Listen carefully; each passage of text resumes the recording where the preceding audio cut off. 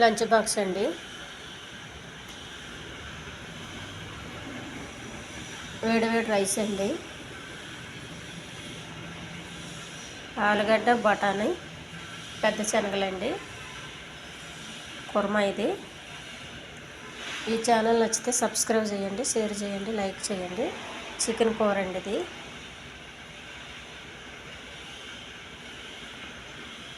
ఇది ముల్లంగి చట్నీ అండి. ఈ అన్నంలోకి ముల్లంగి చట్నీ, ఈ చికెన్ కూర, ఈ కుర్మా వేసుకు తింటే చాలా రుచిగా ఉంటుందండి.